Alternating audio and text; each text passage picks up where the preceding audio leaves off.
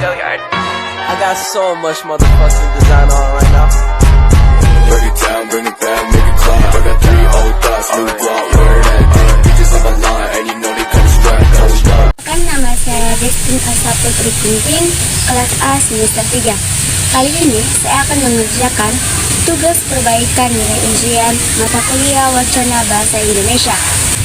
Dalam pembelajaran mata kuliah Wacana Bahasa Indonesia, saya mengambil satu materi mengenai prinsip analogi dan prinsip penafsiran lokal.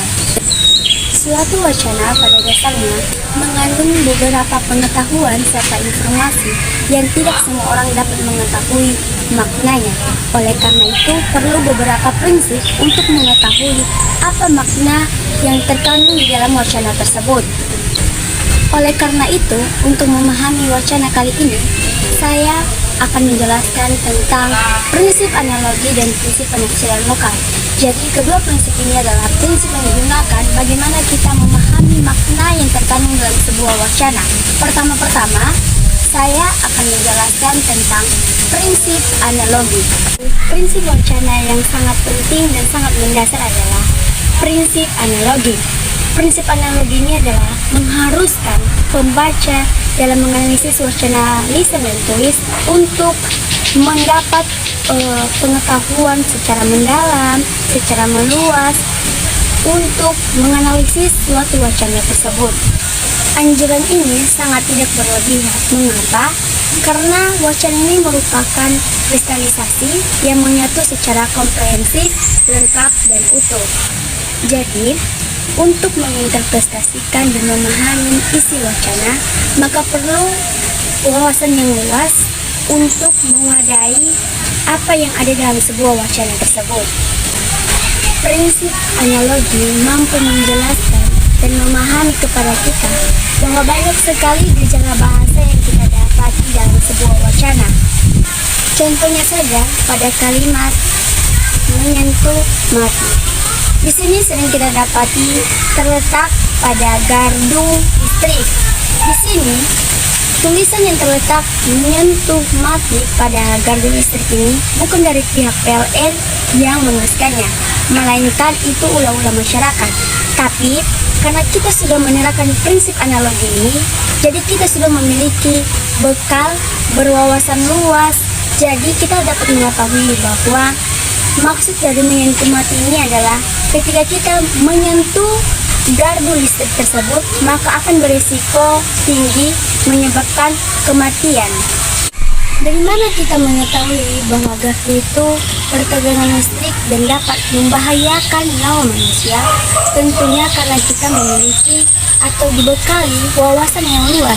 Seperti yang saya sampaikan tadi, bahwa prinsip analogi ini diterapkan pada wacana ketika kita sudah memiliki pengetahuan yang luas dan wawasan yang luas. Jadi tidak mungkin menyentuh mati ini, kata menyentuh mati terletak pada topi. Apakah ketika kita menyentuh topi maka akan membahayakan nyawa kita? Tentu tidak. Hanya orang-orang yang memiliki pengetahuan dan berwawasan yang luas yang dapat mengetahui di mana kata menyentuh mati ini dapat diletakkan dan apa makna dari menyentuh mati tersebut. Contoh yang kedua adalah kalimat pemulung dilarang masuk di wilayah ini. Tidak akan keluar dan tidak akan timbul tanpa latar belakang yang jelas. Sebagaimana masyarakat dikenal sebagai masyarakat yang mempunyai santun dan bertoleransi tinggi, dapat mengeluarkan kalimat yang bersifat diskriminasi tersebut. Lalu, bagaimana analisis gramatika dapat memahami makna dari kalimat tersebut? Tentunya ketika seseorang memiliki bekal prinsip analogi, yaitu prinsip yang memiliki berwawasan yang luas.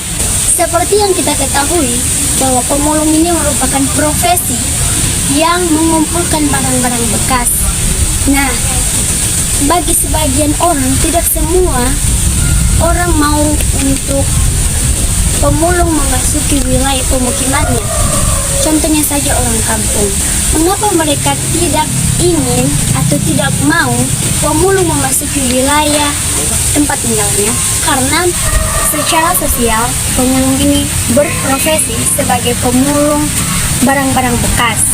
Namun, mengapa bisa di kampung dikeluarkan kalimat pemulung dilarang masuk di wilayah ini? Karena masyarakat kampung mempercayai bahwa ada dua profesi dari pemulung tersebut. Entah benar atau tidak keberadaannya, bahwa dipercayai bahwa pemulung ini pertama, selain berprofesi sebagai pengumpul barang-barang bekas atau rongsokan, dia juga berprofesi sebagai pemulung yang beridentitas untuk mengumpulkan barang-barang bekas namun mencuri pakaian di jemuran. Jadi masyarakat mengeluarkan kalimat tersebut sehingga perlunya prinsip analogi, yaitu berwawasan luas bahwa untuk apa kalimat pemulung dilarang masuk di wilayah tersebut dituliskan dan disebarluaskan di perkampungan tersebut. Prinsip analogi ini diibaratkan sebagai sebuah piranti dalam sebuah wacana, yaitu mengandung berbagai macam pengetahuan dan wawasan yang luas. Prinsip analogi ini diibaratkan sebagai pisau, yaitu untuk membedah apa yang terkandung di dalam tubuh manusia tersebut. Melalui prinsip analogi tersebut yang sudah saya jelaskan, kita dapat mengetahui bahwa prinsip analogi ini sangat berperan penting terhadap kita menganalisis wacana secara lisan dan tulisan. Bagaimana kita memiliki wawasan yang luas, berpengetahuan yang luas untuk menganalisis setiap makna yang terkandung dalam sebuah wacana tersebut. Tip penafsiran lokal atau interpretasi lokal ini digunakan sebagai dasar menginterpretasikan bagaimana cara mencari konteks yang mengikuti wacana tersebut. Konteks yang dimaksud adalah wilayah, tempat, atau latar yang digunakan pada wacana tersebut. Konteks wacana ini tergantung pada jenis dari wacana tersebut, baik itu wacana lisan dan tulisan. Contohnya saja, ketika kita menganalisis wacana tulisan, maka yang kita analisis adalah konteks yang berkaitan media yang digunakan dalam menganalisis wacana tersebut. Salah satu contoh yang saya ambil dalam prinsip penafsiran lokal atau interpretasi lokal adalah kalimat ada saja. Apa maksud dari judul ada saja? Dapat mengetahui maksud dari judul tersebut adalah ketika kita mengetahui konteks yang melingkupi kalimat tersebut. Di situ kita dapat mengetahui konteksnya ketika kita mencari tahu di majalah maupun di koran. Soalnya, judul ini sebenarnya merupakan salah satu rubrik dilihat dari daftar isi. Majalah ini mengandung beberapa rubrik, salah satunya ada saja. Kedua, rubrik tersebut mengandung makna tersendiri. Misalnya, itu merupakan peristiwa yang dialami oleh seseorang tokoh, peristiwa lucu, aneh, yang membuat orang memunculkan kalimat ada saja. Kedua pemahaman dalam prinsip penafsiran lokal atau interpretasi lokal dalam sebuah wacana tersebut dapat membuat kita menginterpretasikan apa makna wacana sesungguhnya. Yang kedua adalah contoh wacana lisan. Ibaratkan saja bahwa tangan kanan saya dan tangan kiri saya adalah dua orang yang saling berdialog. Di tangan kanan saya adalah ibu dan di tangan kiri saya adalah Ani.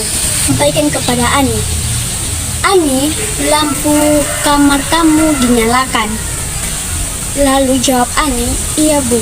Tentunya dalam kalimat tersebut Ani langsung merespon apa yang disampaikan oleh ibunya. Tentunya karena konteks yang melingkupi kalimat yang disampaikan oleh ibu Ani tersebut. Ia memahami perintah ibunya, ia akan menyalakan langsung kamar tamu di rumah mereka dan bukan kamar tamu di rumah tetangganya. Tentunya di situ diterapkan prinsip penafsiran lokal. Apa konteks yang mencakupi kalimat yang disampaikan oleh ibu tersebut, sehingga Ani dapat langsung bergerak bahwa lampu yang dinyalakan itu adalah lampu yang dimaksudkan lampu kamar tamu rumah mereka dan bukan lampu kamar tamu tetangga mereka. Jadi di sini kita dapat mengetahui bahwa prinsip penafsiran lokal ini sangat penting. Bagaimana kita dapat memahami atau menganalisis sebuah maksud dari wacana lisan dan tulisan berdasarkan konteks yang melingkupinya, bisa juga tempat, waktu, dan area yang melingkupi wacana tersebut dikeluarkan. Nah, hasil pemaparan materi saya mengenai prinsip analogi dan prinsip penafsiran lokal atau interpretasi lokal dalam kita menganalisis sebuah makna yang terkandung dalam wacana, baik itu wacana tulis maupun lisan.